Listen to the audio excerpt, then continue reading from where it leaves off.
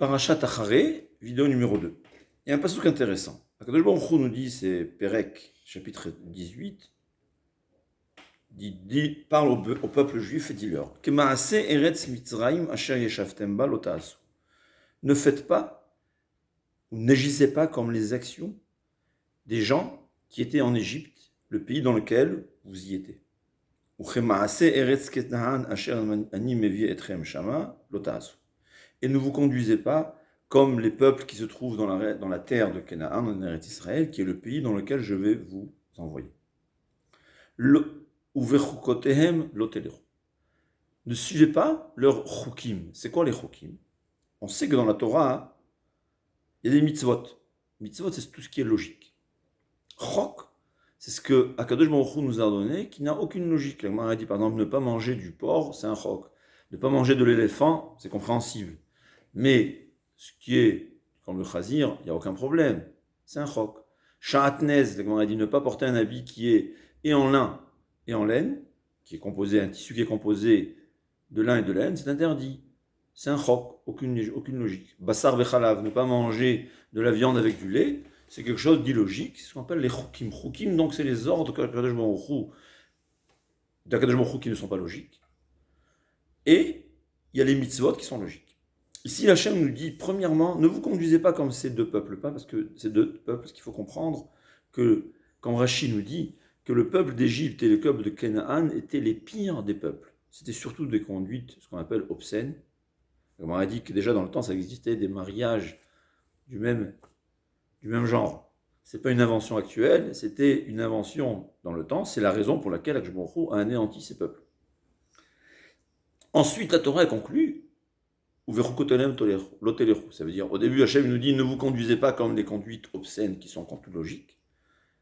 Et Hachem nous dit, ne conduisez pas comme les chukim. Chukim, c'est ce qui n'est pas logique. Dit Rashi, c'est quoi?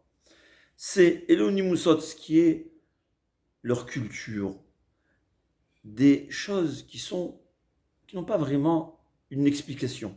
Il dit par exemple une coupe de cheveux qu'ils avaient dans le temps, ils étaient, à l'avant c'était ras, et ensuite ils laissaient les cheveux longs.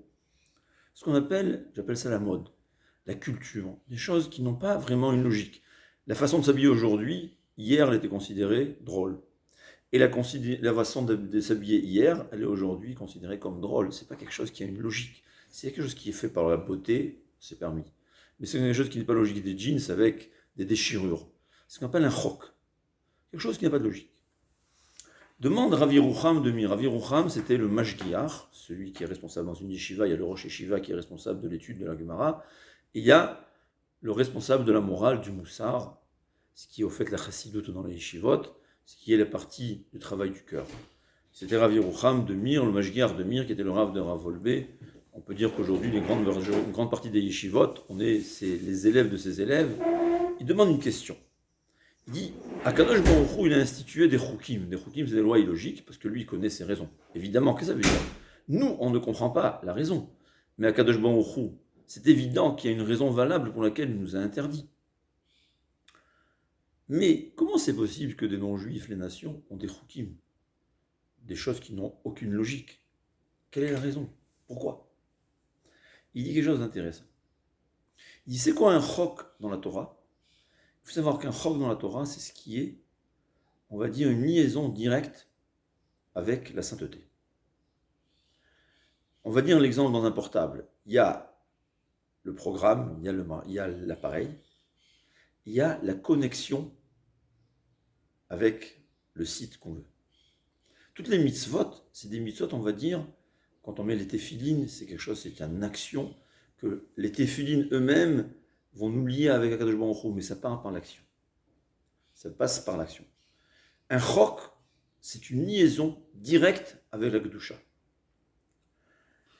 Le Chida, il dit que c'est évident que le Harizal n'a pu atteindre ses niveaux spirituels seulement parce que Eliyahu Hanavi lui a aspergé de ce qu'on appelle Para-Adouma, c'était cette cendre de lavage rousse, qui est aussi un chok, quelque chose d'incompréhensible, quelque chose qui a l'air un peu d'idolâtrie, il lui a aspergé.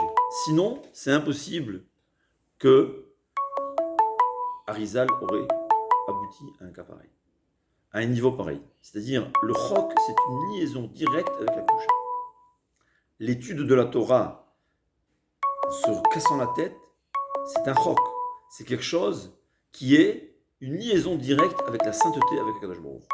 On va dire les mitzvot logiques, ça passe par un intermédiaire, alors que les mitzvot chukim, c'est directement.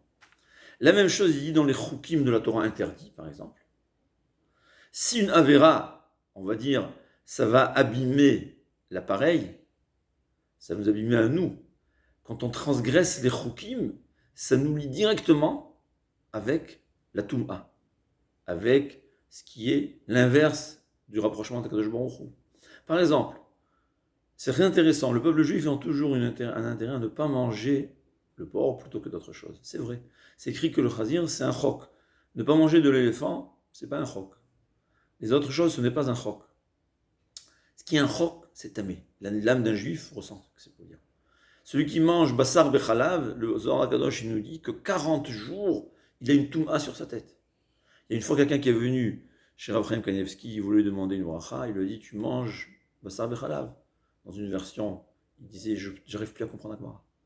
Il lui dit, oui, tu manges bassar bechalav, tu manges de la viande. C'était quoi? Il s'avérait que ce jeune-là, il se permettait de boire un bon café au lait quelques heures après son repas de viande et il n'attendait pas les 6 heures habituelles. Ça lui bouchait le cerveau. Touma. On a dit à Rav Chaim Kanievski, d'où tu sais, il a dit sur son front, on voyait un gdi. Gdi, c'est un chevreau, je crois, ça va en français. Le petit de la chèvre. C'est le Zohar HaKadosh qui le dit. 40 jours, quelqu'un a la Touma. Sharatnez, celui qui porte Sharatnez, celui qui porte un habit qui est en lin et en laine, Hashem Yerachem, Rachman Alitzlan, 40 jours, cette fille-là n'est pas acceptée. Incroyable. On n'a jamais vu, même quelqu'un qui transgresse le Shabbat, le lendemain, il peut faire tchouva, ça y est. On voit là des choses incroyables. Une touma, parce que c'est un chok. Un chok, quelque chose qui n'a pas de logique, c'est une liaison directe avec la touma. La même chose, les goyim. Il y a des conduites, chukotem, on ne comprend pas. Mais il faut comprendre une chose, que le mal, c'est lui qui fait rentrer dans la tête. Le Yetzer Hara, c'est lui qui fait rentrer dans la tête des conduites qu'on ne comprend pas. Mais que le Yetzer Hara sait que ça ligote l'homme, ça l'attache au mal. C'est ça les chukot agoy. Le peuple juif, dans sa nature, on avait tendance à ne pas suivre justement les conduites des non-juifs, des conduites qui n'ont aucun sens. Les sortes de fêtes, par exemple. On n'y va pas. Pourquoi? C'est des conduites qui n'ont pas vraiment une logique. Mais c'est le Yetzer Hara qui met dans la tête des gens parce qu'il sait très bien que c'est ce qui va les attacher à la Touma. Et c'est ce que la Torah nous dit. Ne vous conduisez pas comme ces peuples-là qui étaient les conduites les plus basses. Mais en plus, Bechukotehem, ne suivez pas leurs chukim. J'appelle ça, à mon avis, peut-être que je me trompe et j'espère que non. J'espère que oui, que je me trompe plutôt, mais je pense, c'est ce que je comprends de mes rabbanim. Pourquoi on a tendance à ne pas suivre la mode dans le peuple juif, les gens qui suivent la Torah? Parce que la mode, c'est ce qui est les chukot agoy. C'est ce que les lois, les ordres, les lois illogiques des non-juifs. On ne sait pas pourquoi, mais c'est ce qui nous attache à eux, c'est ce qui nous attache à la Touma. C'est ce qui va nous faire éloigner d'Akadosh Baruch. C'est les chukot agoy. Se conduire, un juif, il a une façon de se conduire qui est différente des non-juifs, pas parce que on a quelque chose contre eux, parce qu'on sait qu'il y a des conduites qui nous amènent au mal, et des conduites qui nous attachent à la Havera. Et Hachem nous dit, ne vous conduisez pas, ne faites pas comme eux dans ce qui est, vous comprenez qui est mal, mais ne suivez pas les chemins des non-juifs, même dans ce qui, à vos yeux, n'a aucun sens, il n'y a pas de mal. Le fait même que ça n'a aucun sens, ça prouve que c'est le mal en lui-même, c'est le chok, c'est au contraire, c'est ce qui va nous attacher directement Chas v'shalom, au mal, à la Touma, alors que l'inverse, on peut faire les chukot de la Torah. Quand quelqu'un il fait attention aux lois de la Torah, qui sont, et encore plus celles qui sont illogiques, c'est ce qui va l'attacher à Kadosh Baruch Hu, qui va le purifier. Kol Tov.